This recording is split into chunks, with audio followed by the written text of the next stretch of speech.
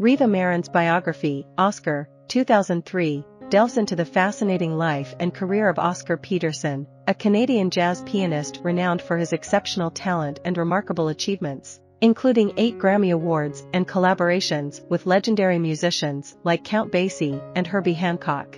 Born on August 15, 1925, in Montreal, Quebec, Canada, Oscar Emmanuel Peterson was the child of West Indian immigrants.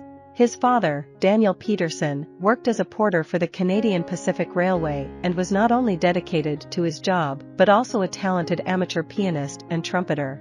Growing up in the vibrant and predominantly black neighborhood of Little Burgundy in Montreal, Oscar was exposed to the rich tapestry of jazz at a young age, thanks in part to his father's musical influence.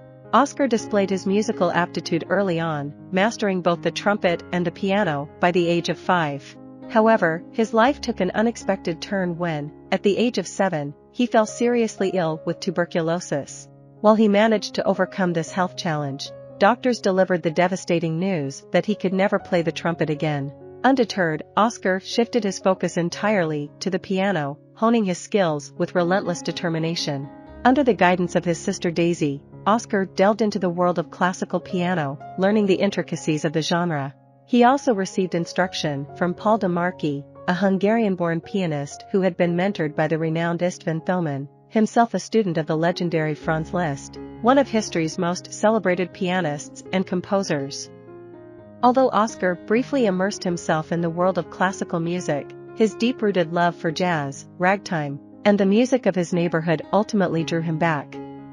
By the age of 14, Oscar Peterson had already established a reputation as a prodigious talent among local musicians and jazz enthusiasts. He earned the nickname Brown Bomber of the Boogie Woogie, a nod to the boxing champion Joe Louis, showcasing his extraordinary skills in the world of jazz. Throughout his youth and into adulthood, Oscar remained committed to his craft, dedicating 4 to 6 hours daily to practice.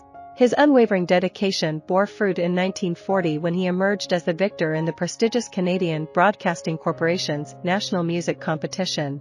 Oscar made the pivotal decision to leave high school and fully commit to a career in music. He began performing at music halls and hotels across the city, even hosting a weekly radio show to showcase his talents. It was in 1949, at the age of 23, that Oscar's life took a dramatic turn. Norman Granz, a prominent jazz impresario based in New York, had a life-changing encounter with Oscar's music. While en route to the Montreal airport in a taxi, he happened to hear Oscar's captivating live club performance on the radio. Granz was so profoundly impressed that he promptly canceled his flight and redirected the cab to the club where the recording had taken place. This fateful meeting led to an immediate partnership, with Granz becoming Oscar's manager on the spot. Their professional relationship would endure for most of Oscar's illustrious career. In that same year, Granz introduced Oscar to the United States by featuring him at New York City's renowned Carnegie Hall as part of the Jazz at the Philharmonic concert series. Their connection went beyond the typical manager-client relationship, as Granz consistently advocated for Oscar's rights and those of other black jazz musicians during the era of racial segregation. During their travels through the segregated South, Granz displayed unwavering support for Oscar and fellow black musicians, even in the face of adversity. An incident in the early 1950s exemplifies this commitment when a gun-wielding police officer demanded that Oscar and his bassist, Ray Brown, vacate a whites-only taxicab. Granz, undeterred, stood his ground and refused to back down, championing their rights. In addition to Oscar's work with the Oscar Peterson Trio, he engaged in captivating duo performances alongside renowned jazz musicians like Count Basie and Herbie Hancock during the 1950s and 1960s. Furthermore, in the 1960s, Oscar took on the role of founder and leader of the Advanced School of Contemporary Music in Toronto, contributing significantly to the world of jazz education. The school remained operational for a span of 5 years. Regrettably, due to the absence of government funding and the demanding schedule of Oscar's extensive concert tours, the institution had to cease its operations. Nonetheless, Oscar's passion for mentoring and educating others remained unwavering throughout the remainder of his illustrious career. In a significant milestone for Oscar's career, he clinched his first Grammy Award in 1974 for his exceptional album, The Trio, which earned the prestigious honor of Best Jazz Performance by a Group.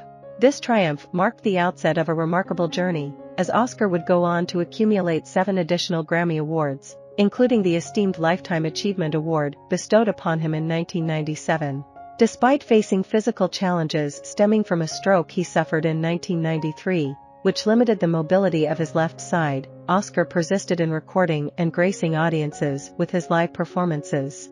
Reflecting on Oscar's post-stroke piano prowess, his friend and Canadian politician, Bob Rae, eloquently noted that even with just one functional hand, Oscar's musical prowess surpassed that of most accomplished pianists with 2 hands. As the years passed, Oscar's health began to deteriorate significantly.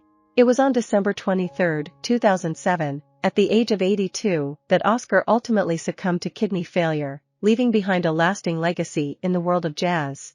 Oscar stands as a comprehensive and profound biography, providing an in-depth account of the remarkable career of one of Canada's most celebrated jazz musicians. I hope you enjoyed this video. Leave a like if you did and be sure to subscribe. Thank you.